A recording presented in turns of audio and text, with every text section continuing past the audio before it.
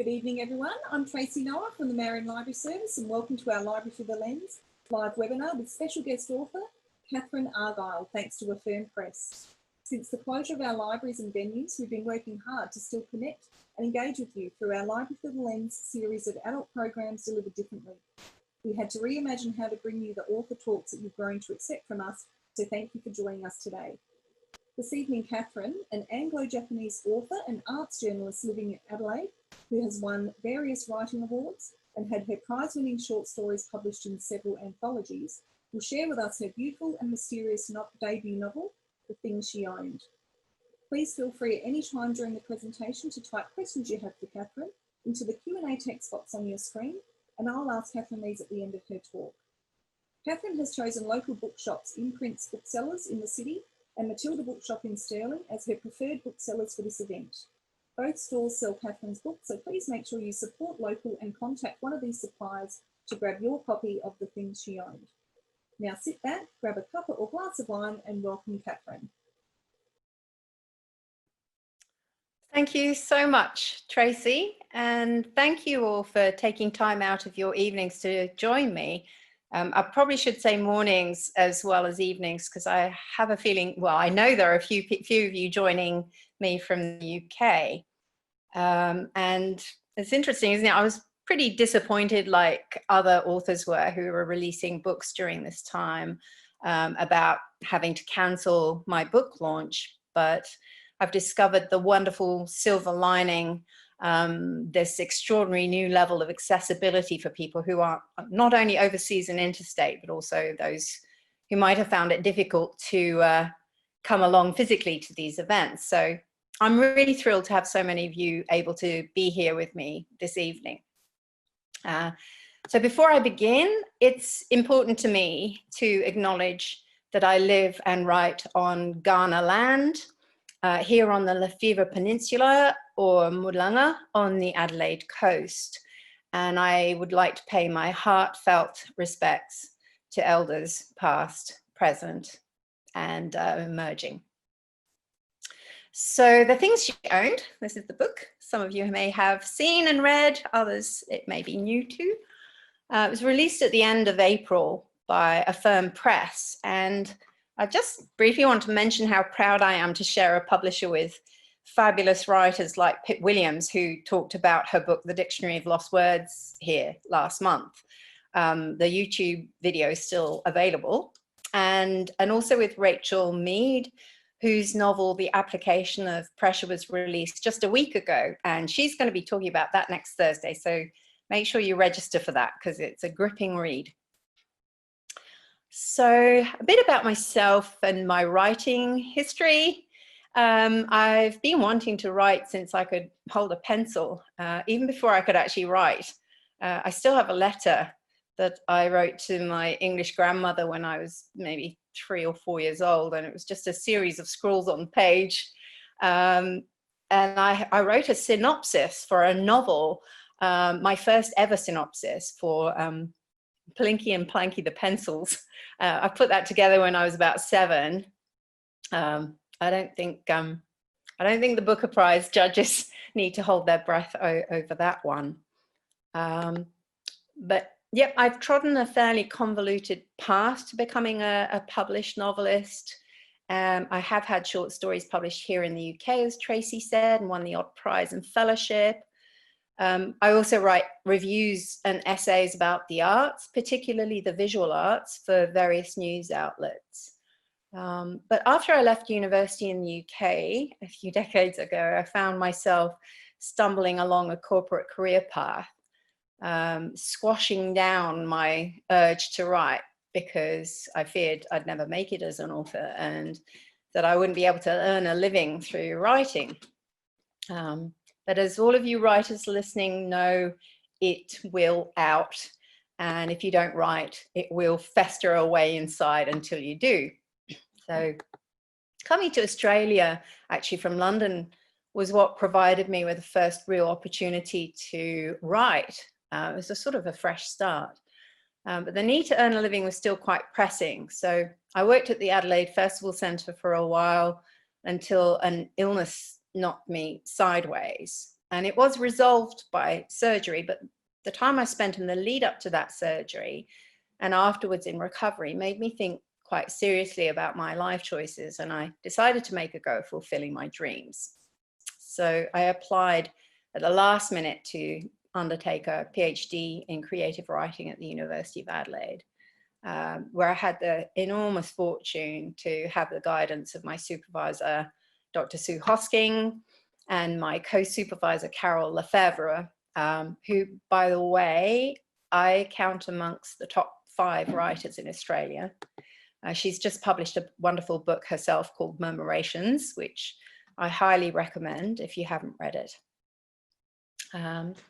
So anyway, even as I came to the final months of my PhD, my old habit of taking on too much kicked in, and I opened a small coffee shop with my partner in central Adelaide, which took up a lot of the time I would have spent editing the manuscript to make it suitable for publication. Because it was quite a different version actually that was presented for the PhD. And in the end, I was lucky enough to have the support of Arts SA and the fantastic hard copy program run through ACT Writers Centre in Canberra, which sadly is no longer funded. I hope it'll be revived again one day. And Varuna Writers House, which meant I could develop the manuscript to a point where a firm press accepted it for the Varuna a firm press mentorship in 2018. And my contract came along a year later. And I have to say that I learned an enormous amount from the editing process. I realized how important it is for a writer, especially a debut novelist, to take on board feedback from a publishing editor that they trust. And I feel incredibly lucky to have had Ruby Ashby-Orr as my editor. So a little bit about the novel. Well, probably a bit more about the novel than that. The things she owned, essentially it intertwines the stories of a mother, Michiko, and her daughter, Erika. And these stories are set against a backdrop of Second World War Tokyo, contemporary London, and the southern Japanese islands of Okinawa. And well, theirs is not a great mother-daughter relationship. It's a bit of an understatement, I think. And the love that does lie buried there somewhere deep down is just poisoned by resentment and indifference. And I'm going to read a little bit from the very beginning of the novel, which sets the scene for this fraught relationship. Erika's still a little girl at this point, and it's set just off the coast of Hong Kong. It'll be familiar to a few of you who've read the book or heard me read, but for those who haven't, I hope this gives you a flavour of what follows. Excuse me.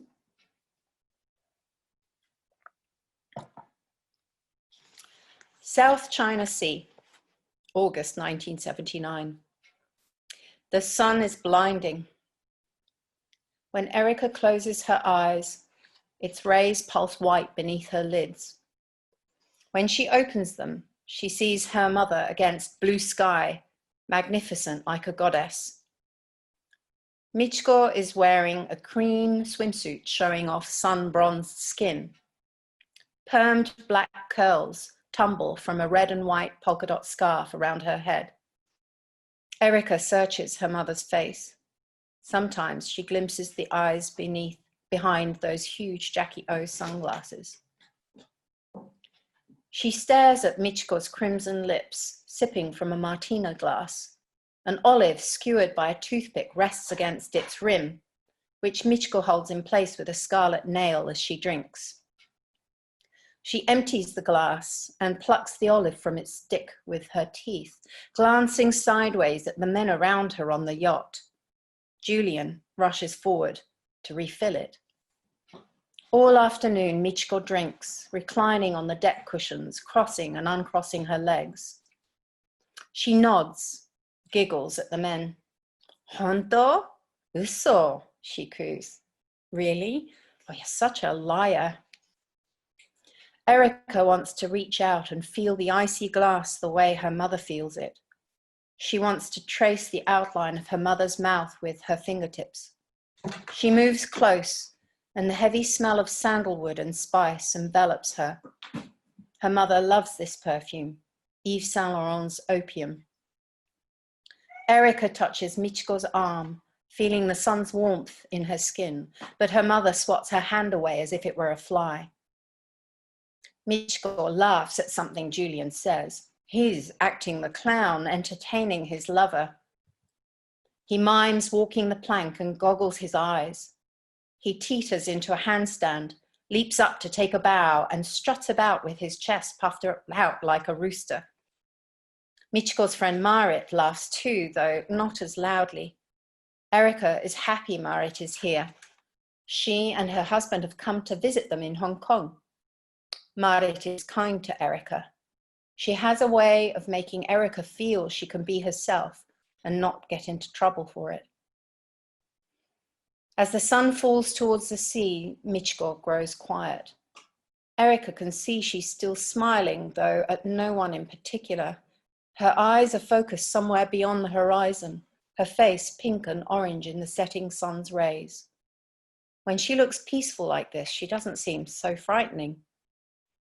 It's the right moment. Erica lays her head in Michiko's lap. Julian laid his head there earlier. Ah, hot and sticky! Go play!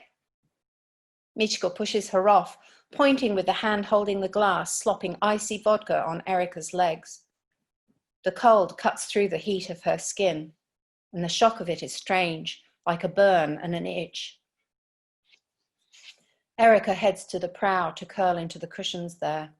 She's never been on such an enormous yacht. She peers over the edge at the waves far down below, listening to the conversation and laughter behind her.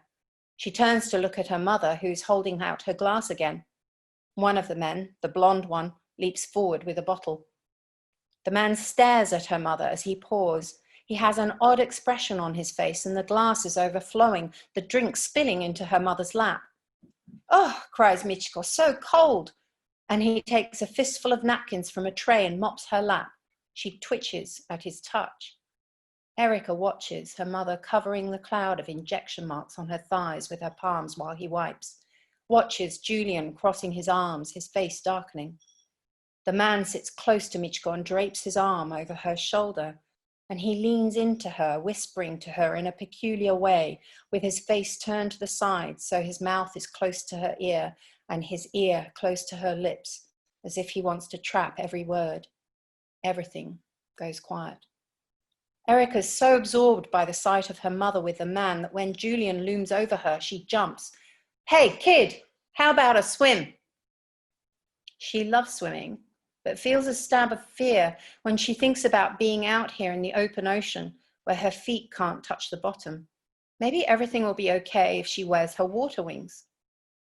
Heart thrilling, she brings them to her mother and holds them out. The blonde man is still curled around Michiko, murmuring. Erica waits for her mother to look at her. Come on, kid, we haven't got all day. Julian sounds angry. Erica wonders if her real dad would have been more patient. She doesn't know what he looks like because he left before she can remember, but she knows his name is George, which she thinks is a kind-sounding name. Her mother said that George left because he didn't want Erica, but Erica knows that sometimes her mother lies. Mama? Michiko whips around. Mama wa dame, Michiko desho? Erica holds up the floppy pieces of orange plastic. Her mother tuts and gestures to come closer. When she darts forward for them, Erica flinches, but Michiko just slips a wing onto each of Erica's arms, purses her lips around the valves and blows, leaving crimson smears. The blonde man stays where he is, watching. Erica suddenly wants to push him away hard, both hands against his chest, but Michiko has her arm gripped tight. Erica feels her blood pulsing as the wings grow fatter, and when her mother roughly runs a forefinger inside the inflated water wing, she catches the soft skin of Erica's inner arm. It hurts, but she makes no sound. She loves her mother too much at this moment, despite everything. She wants to sit close and put her arms around Michiko's neck. She wants to be where the blonde man is, closer even, so she might merge back into her. She basks in the imagined gaze of a mother's love, keeping very still, the way you'd keep still if you saw a deer in a clearing and didn't want to scare it off. But then Michiko slaps her bottom with a laugh. Go on, have swim, she says. Julian, take care of you. Erica heads for the long ladder that stretches all the way down the side of the yacht into the waves, but Julian picks her up from behind before she can reach it, grabbing her under the arms. He whirls her around. Hey, whoo! It makes her laugh. He plays with her like this now and then. It's fun, though it makes her feel a bit sick. It's the funniest feeling when he puts her down and the room keeps tilting and spinning, even after she's stopped going around in circles. She can't work out where the floor is or even where her own body is, and she'll fall over laughing until her tummy hurts. She sees flashes of sea, the sun, blue sky, her mother, the blonde man, Marit, the other man, the deck, the sail, the sea, the sun, blue sky, her mother, the blonde man, Marit, the other man, the deck, the sail. She's flying. I'm going to chuck you in. Here we go. Whoosh. She feels Julian stumble and her heart skips. His breath smells of beer. He steadies himself. Now he swings her from side to side as he inches closer to the edge of the yacht. He's pretending he's going to throw her overboard. Erica's laughter turns to shrieks each time he scoops her up over the edge when, for a moment, she feels as if she were lifting right up and out of his arms and can see the abyss of the dark, shining sea far below. Each time, her tummy falls out from inside her as he scoops her back towards the deck, making her scream and laugh. Each time, she expects him to put her down so she can go to the ladder and climb down into the sea.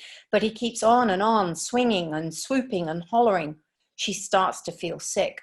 She wants him to stop. She cries out, I want to get down. He keeps going as if he can't hear her, and she squirms in his grip. No, let me go. She shouts louder. I don't like it. Still, he doesn't stop.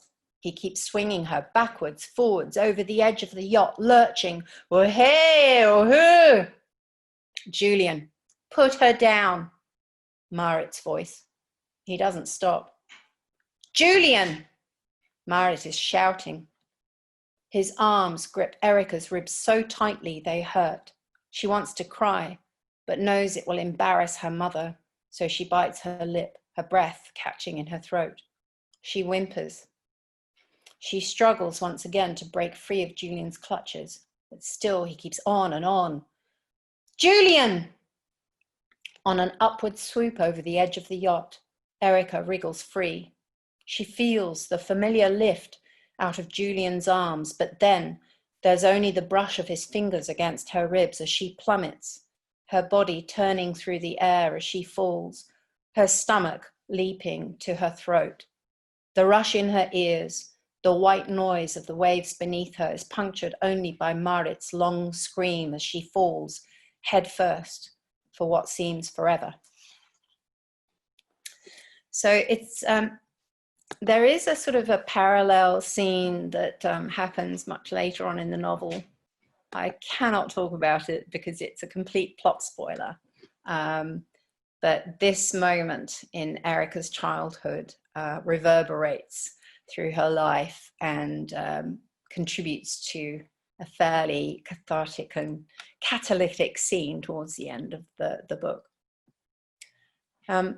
So there are quite a few themes woven throughout the book, but really at the core of the novel lies Erica's struggle to come to terms with the death of her mother.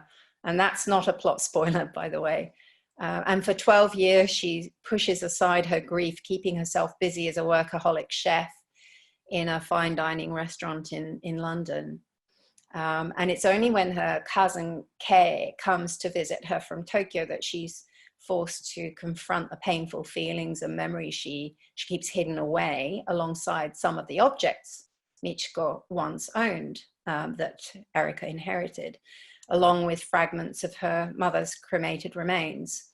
And she keeps it all in an antique replica Korean cabinet that's supposed to be serving as Erica's ancestral altar. And these objects are the things of the title, the things that hold the key to everything, really, including actually my ability to write this novel. Those of you who've read the novel or started reading it will see that at the start of each of Erica's chapters, there's a short prose piece about each of those objects, which then pop up later in the narrative. And it's those things, those objects, that act as catalysts for the grieving process that Erica's put off for so long. So that kind of connects back to why I wrote this novel. Apart from the fact that I've always been fascinated by objects and the meaning that is imbued in those objects by people who own them, I struggled really to deal with all the things that my own mother left behind. And my parents had been separated for some time, so everything she had in her apartment ended up with me. She died in 1995, and I just at this point really want to emphasize that although my mother was Japanese and I'm half Japanese, Michiko of the novel who becomes quite monstrous, really is nothing like the way my mother was. So I just need to drop that in here. You'll see that in the dedication I've written for the book. But when my mother died, it did turn my life upside down, because apart from the loss of my mother, which was pretty terrible to me because I was very close to her, I felt that I also lost my connection to my roots. And I was born and raised in Tokyo, but since I was to be educated in Britain, and since dual citizenship isn't permitted by the Japanese government, I sort of became kind of exiled from my native country. And so the loss of my mother symbolized the loss of my Japaneseness in a way. For years, I skirted around all of this in my writing until I was asked to write an assignment for a creative writing course in London way back in 2002. And the teacher asked us to write a very short piece about an object we owned that was particularly significant to us. So I chose this. I hope you can see it clearly with my little camera. So it's called a jizo, which is basically it's a bodhisattva. And a bodhisattva, for those who don't know, is a representation of an enlightened being. It's a Buddhist figure, and it's carved from quartz crystal. And it used to belong to my mother. And although there isn't a separate prose section describing it in the things she owned, it does make an appearance in one of the chapters. So I'm going to read a piece that's not from the novel, but it's actually the assignment that I wrote for the creative writing class that I've read at various events in the past. It's actually never been published, but it'll give you an idea of the significance of the object and what sort of created this obsession really with the meaning of objects, especially those left behind by people who have died. So this is the Crystal Bodhisattva. It was a gift for my mother from her sister at their final parting. My mother leaving Japan, where she began, to return to London, where she ended. It's a quartz crystal bodhisattva, lightly etched with abbreviated features. Roughly the same size and shape as my thumb, it has a small bubble of a head with tiny ears either side and curved dashes as if left by a thumbnail, translating into a gentle mouth and closed smiling eyes below yielding brows. Such light marks make a sweet, childlike expression. The body is a softened cylinder with the 5 lines etched for a robe, the arms left to the imagination. Cold, clear, and hard, like glass or ice, it carries no trace or place or mark of time. It takes on the color of whatever's near and warms to the blood when held for long enough in the palm of the hand into which it snugly fits. There was once a time when it was perpetually warm, carefully concealed in the sweating palm of my hand. Only it and I knew it was there. hidden over 3 weeks. When I no longer cared what Zen voodoo it exposed to brisk British doctors, I took it from my hand and placed it on her unconscious breast, where, taking on the blue of the woolen blanket it lay upon, it rolled gently with the rise and fall of her slowing breath, growing cold in sympathy with her, its face mirroring hers. I thought it might carry the warmth of my hand for her as she travelled that November morning to a cold place, away from that quiet room of sighing machinery. I felt her leave, watched over by her little Buddhist sentinel, flying away liberated, taking her own and my birthright back home to Tokyo, where she began and where she began me. In my room, the crystal Bodhisattva stands with its enigmatic smile, unchanged and unmarked. It's cold and transparent, except for a light covering of dust. I don't look at it much. So that formed an idea for a collection of prose poems, which I called The Things My Mother Owned, and it described objects I'd inherited from her. And I started off with a simple description, which is a way of approaching difficult feelings before revealing something about her life through those objects and the sort of person she was. And I wrote about a few more objects until the manuscript for my creative writing PhD took over. And I knew the novel was going to be about a young Anglo-Japanese woman dealing with the death of her mother, but I didn't expect to come up against the obstacle of my own grief. And fairly early on, I found myself blocked. And it was only when Sue, my supervisor, suggested I use this collection of prose poems as a gateway to reinvigorating the manuscript that it worked, and I was able to move on. So I wrote some of these objects, they're real objects that I own, into the narrative, and so The Things She Owned was born. So these objects in the book, in Things She Owned, are all but one, I think, are ones that I own or used to own.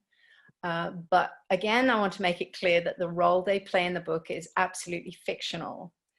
So I'm going to show a few of them to you now. I'm actually going to ask, first of all, to Tracy, if you wouldn't mind just showing the image of the Korean cabinet, which is exactly as it is in the first prose piece, the short prose piece describing an object. And I'm just going to quickly read that little section for you. It's much shorter than the other bits I've read. An antique reproduction of high quality, 30 years old, made to look 200 years older. Crafted from dark Zelkova wood, its top curls gently upwards at each end like a temple roof. Its feet are carved curves. The cabinet stands waist high and its width is that of a child's hug. It has two cupboards, one above the other, their sets of small double doors concealing larger spaces inside. The doors are fastened with ornate dark metal clasps, a ring to the right, two little catches to the left, over which the ring snaps tight. You can slide a bat-shaped brass padlock decorated with red and yellow tassels through holes in the catches. The rest of the cabinet is marked out in rectangular panels by thin bands of darker wood. Among them, if you look hard enough, you might find 3 that slide out to reveal secret drawers. Thank you, Tracy. I wonder actually if anyone was able to spot where the secret drawers were.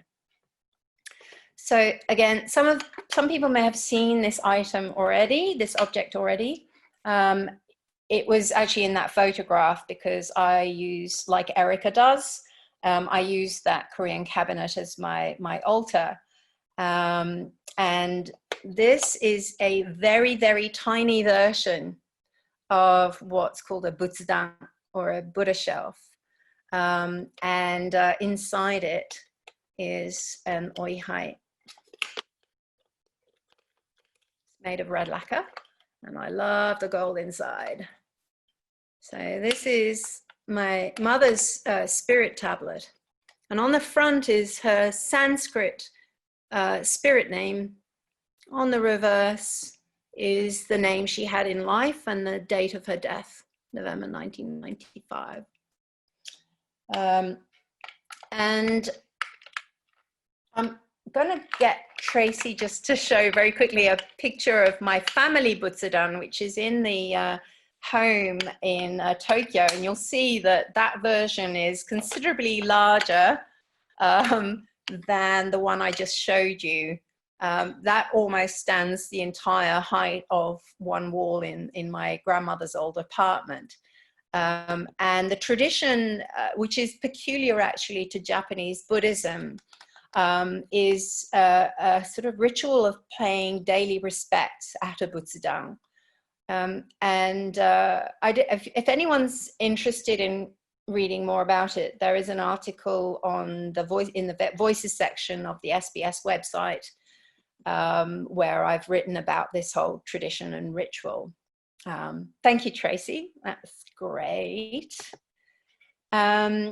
So paying respects at a butsudan combines sort of Confucian ideals of honoring ancestors alongside the Buddhist idea of the spirits of those who've died striving towards enlightenment.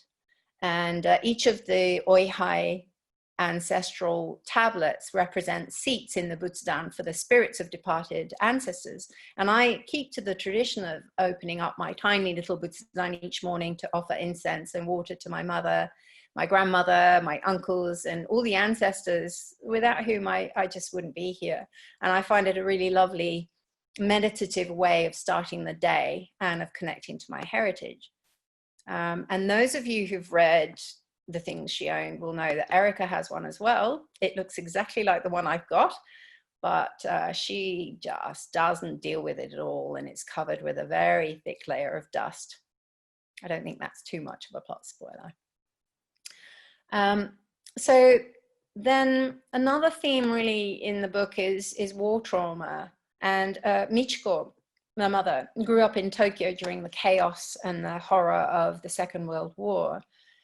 And Japanese civilians, although the Japanese Imperial Army committed terrible atrocities during this time, especially in Southeast Asia, Japanese civilians knew quite little of the extent of the army's war crimes and suffered a great deal, actually, as many people did all over the world during the war, or any war.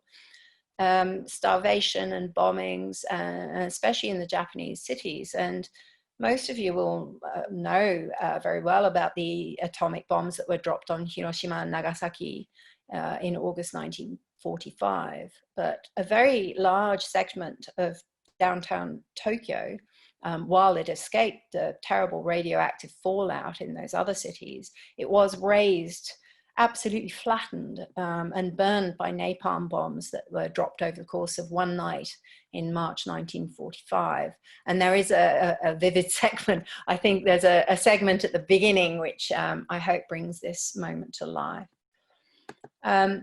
So once Japan surrenders, General MacArthur arrives in Tokyo, and the American soldier that Michiko meets on that day sets the course for the rest of her life.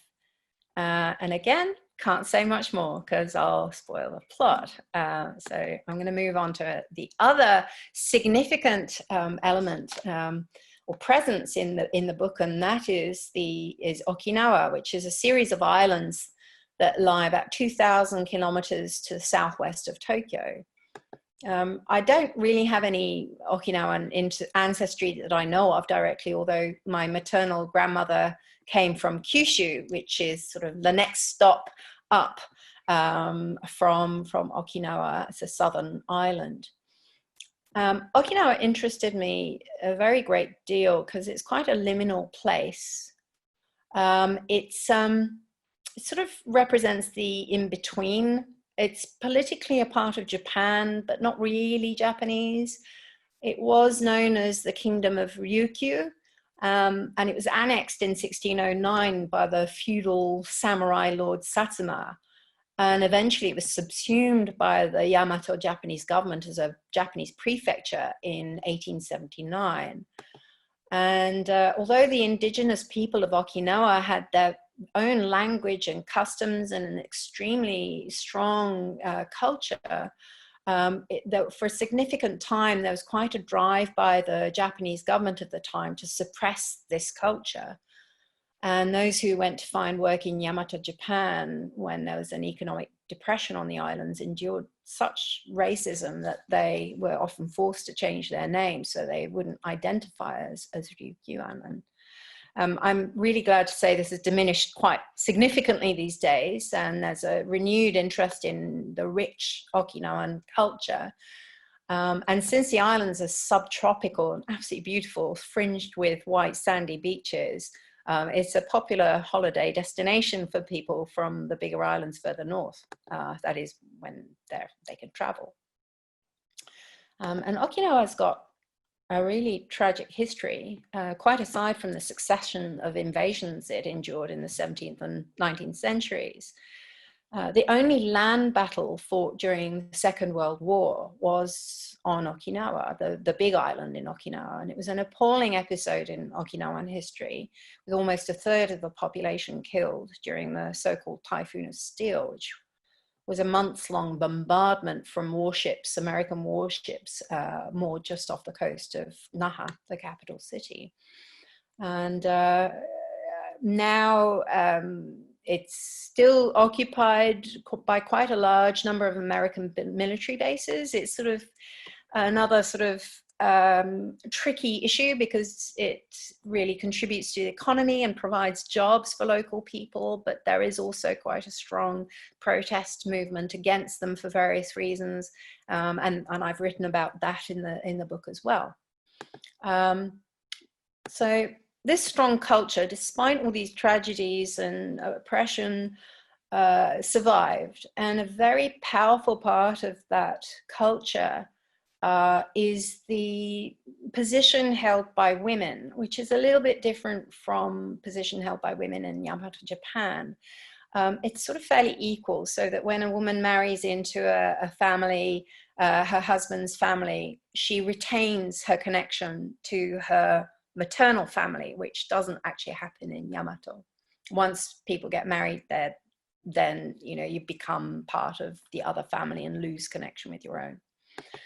And not only is this a sort of fairly matriarchal society in Okinawa, women have for centuries been given a real spiritual power that connects the community with the gods and spirits of nature. Ryukyuan Okinawan religion is sort of pantheistic, and really it's a sort of there are many gods and spirits that are thought to reside in the elements of nature. And in the things she owned, Michiko's mother was born in Okinawa, on the sacred Okinawan island of Kudakajima, where all women are inducted in a secret ritual that was called the Izaiho, into becoming shamanic priestesses known as Noro. And I'm going to ask Tracy just to pop up a picture, quite an old photograph of a Noro. No relation of mine, but I think it just might give you a sort of a taste of the sort of something really quite sort of powerful about these women who had been tasked by the kings to pass on communications from the spirits and the gods. Yet again, saying much more about this is going to be a plot spoiler, so I'm going to have to leave you to read the book. But I'll just say that when I traveled to Okinawa to do my research, I met with a Noro, which was an extraordinary experience. She didn't look anything like the Noro in this photograph. Thanks very much, Tracy, for that. She's pretty much like I describe in the book when Erica meets with her. And walking through Okinawa, especially in the north, which is much wilder than the southern part of the island, I felt a real visceral connection to the nature around me. And that informed a lot of the experiences that both Michiko and Erica have when they are in Okinawa. And it made me very interested in the way women connect with the natural world. So there's a very strong female theme running throughout the book. Food is a very large part of it. A lot of people have been say they're quite interested in the descriptions of food because, of course, Erica is a chef, and food culture in Japan is very, very strong. I think Japanese people, and that's myself included, have a very kind of, it's almost a relationship with food that's sort of like a soul food.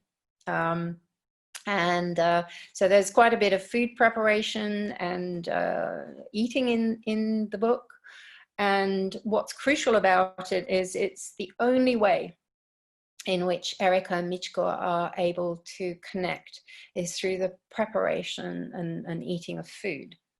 And I have one more object, or two more objects actually, I want to show you, because these are described exactly as they are in the book. Again, they perform fictional roles in the book, but I have here the 2 rice bowls that my mother bought for the both of us back in, I think it would have been 1973 or 4. So these are pretty old, but this was my mother's rice bowl.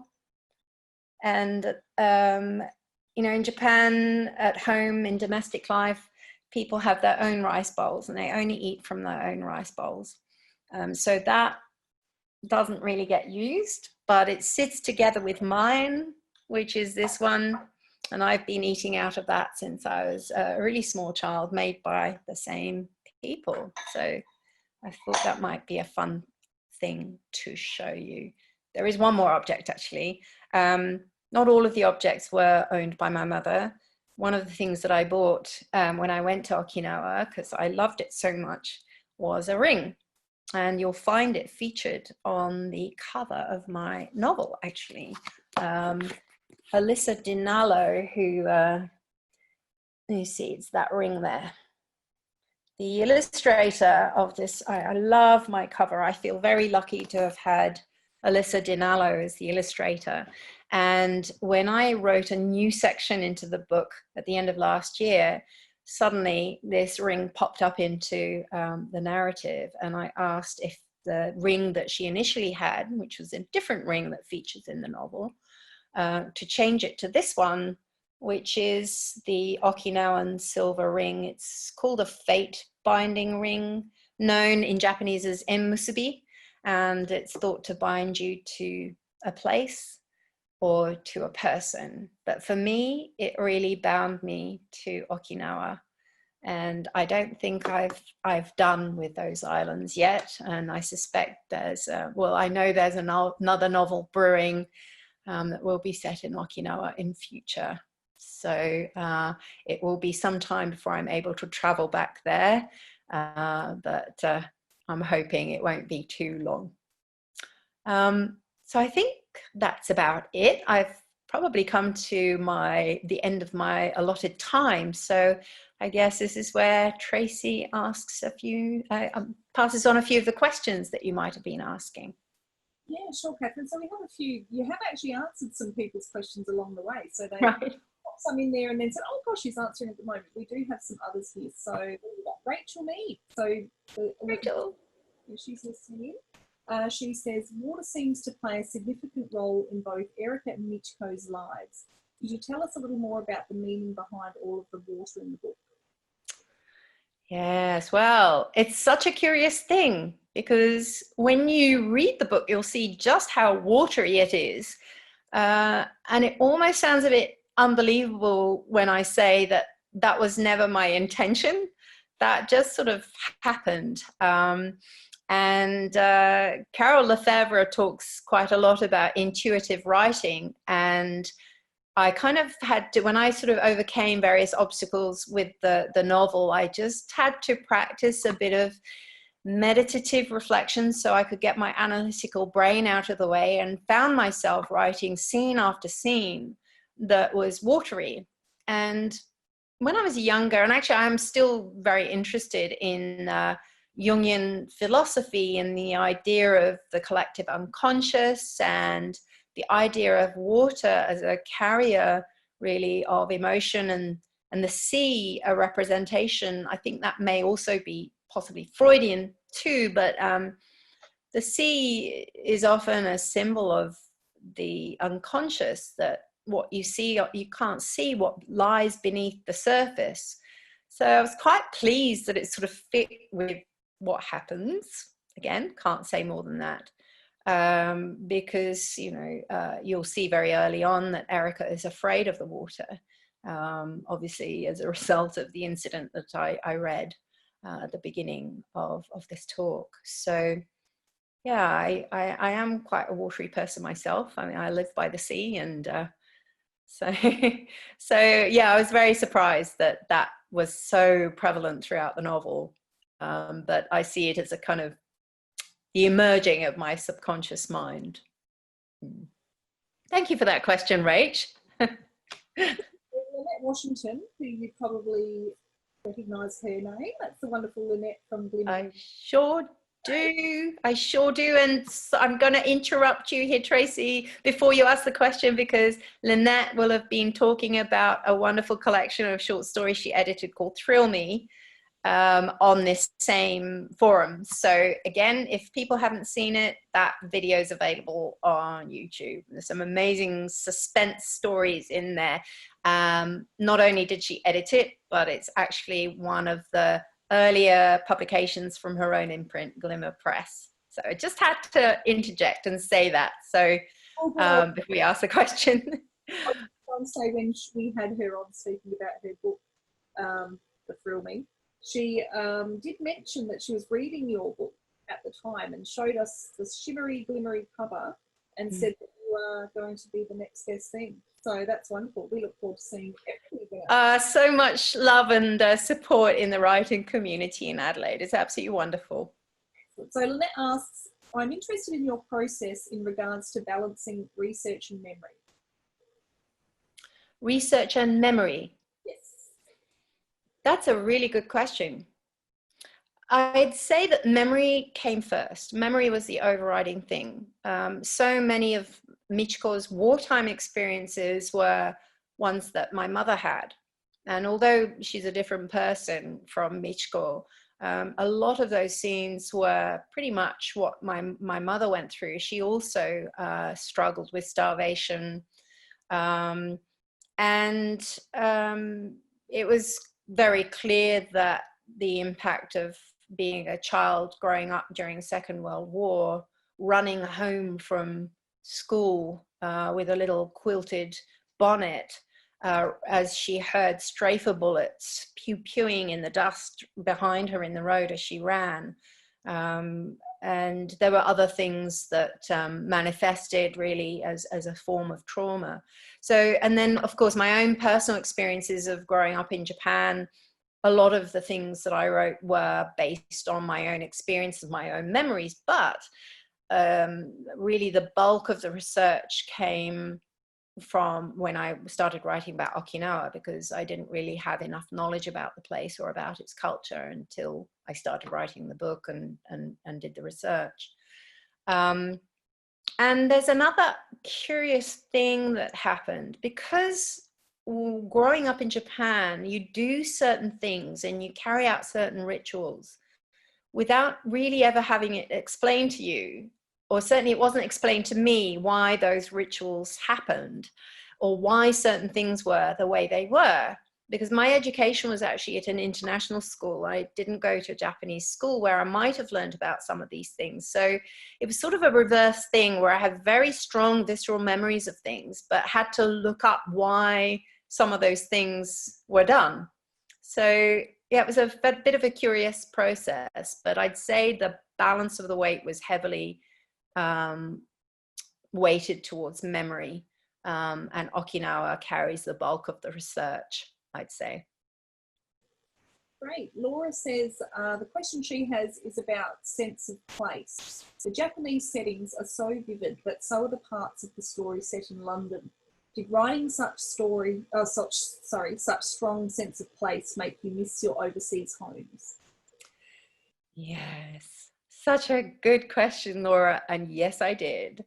In a way, though, because I'm sure most writers will agree that when you're writing a character in a certain place, you inhabit that body, which can be unpleasant if it's an unpleasant character. But I really, to write those things down, I had to revisit those places. So, they say that when you imagine something in your subconscious, in your mind, your subconscious mind doesn't know the difference between reality and what you're thinking about and what your attention is focused on.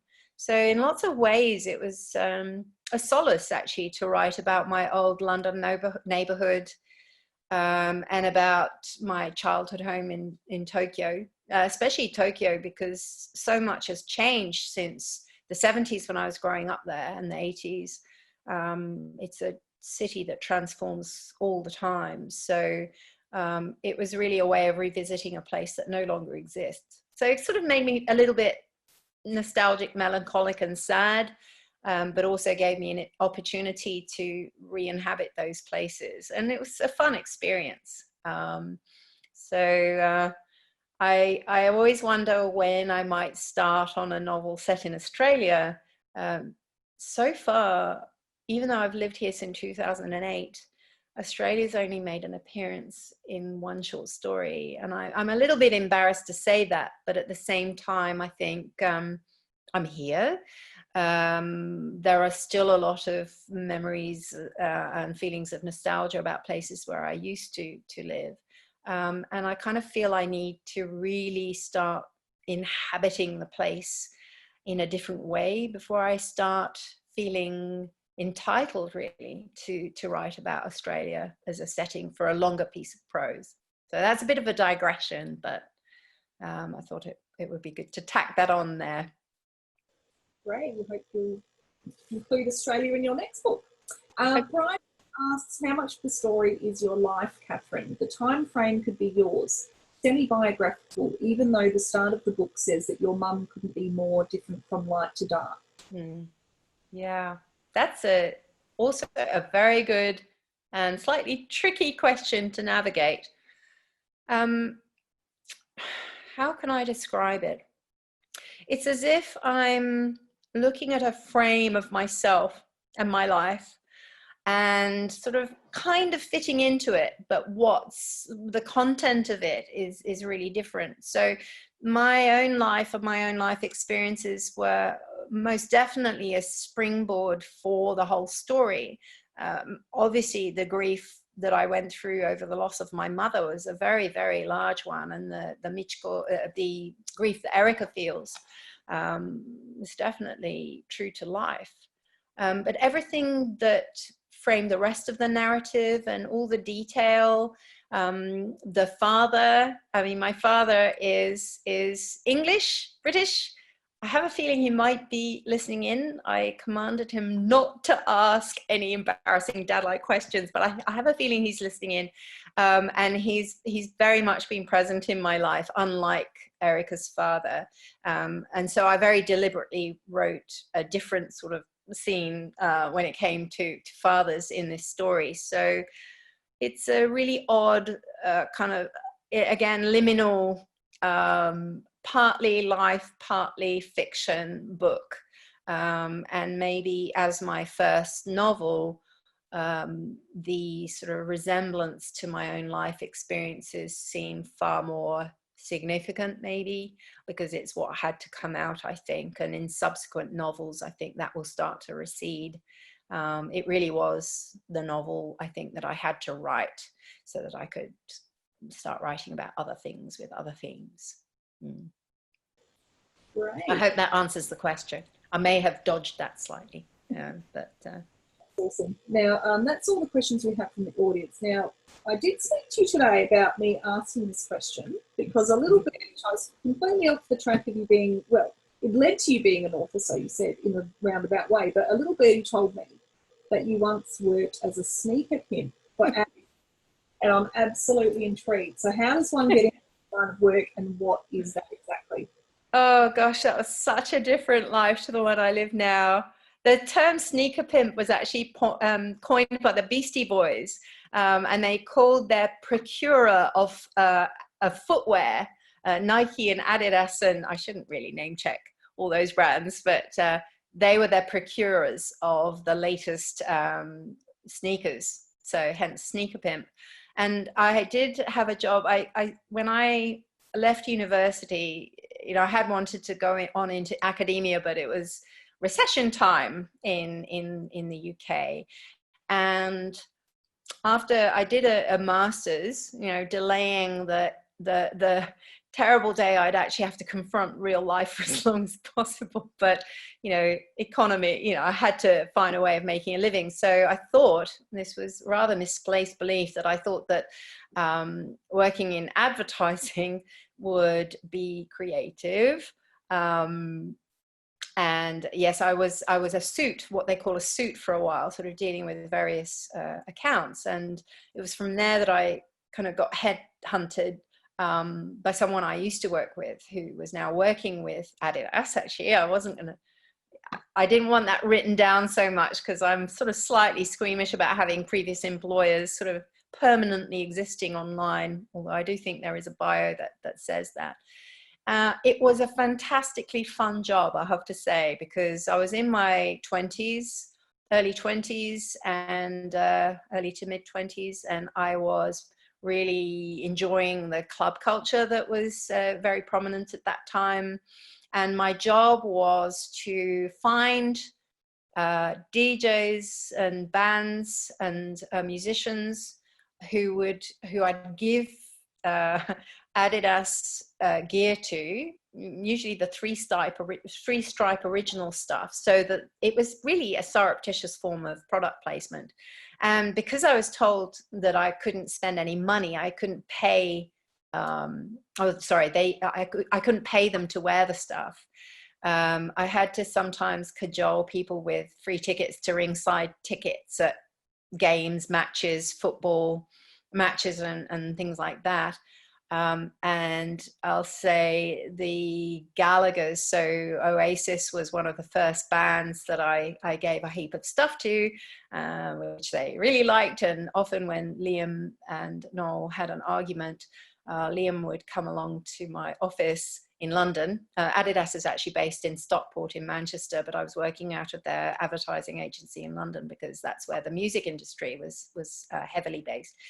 And Liam would come along very politely to my office for a cup of tea and a biscuit, because he wanted to take some more Adidas gear and then kind of flaunt it in front of Noel in a sort of revenge. So I met him and Spice Girls too. So Mel C used to wear three-stripe tracksuits until they changed managers, and then they wanted money for sponsorship, and so that was the end of that relationship. But it was a really fun time, but it all ended really after my mother died, and suddenly everything felt really quite meaningless. And it was that point that I started my very slow, long, twisted route to becoming an author. But it was fun while it lasted. And I met some really interesting people and had some very good times. So yeah, a brief youthful flair, but that feels like a long time ago now. Great. Well, if nobody else has got any more questions for Katherine, thank you so much for joining us this evening. Your book sounds absolutely fascinating, and I can't wait to read it and find out about all of the things she owned. And I'm sure the borrowers at our library can't wait to grab their copy too. I hope so too. Thank you so much for having me. It's a lovely opportunity. And thank you everyone for joining in with or listening in, I suppose, because I can't see any of you. But thank you very much. No problem. Yeah, it's an odd thing not seeing anybody, but everybody sure is out there. So everybody please keep following the Marion Library's Facebook page, the City of Marion website, and check the inbox to be kept up to date on all of the upcoming Library Through the Lens presentations and workshops. And again, like I mentioned earlier, Katherine has chosen one of the bookshops in Prince Booksellers in the City and Matilda Bookshop in Stirling as her preferred booksellers for this event. So both stores are selling Katherine's books, so please make sure you support local and contact one of these suppliers to grab your copy of the things she owned. And if you haven't already registered, next Thursday evening, we welcome another Affirm Press author, Rachel Mead, as she talks about her new book, The Application of Pressure, that takes the reader to the front line of Australia's emergency services. So I hope you'll join us then. And thank you once again, Katherine. Thank you, Tracy. Thank you. Good night, everyone.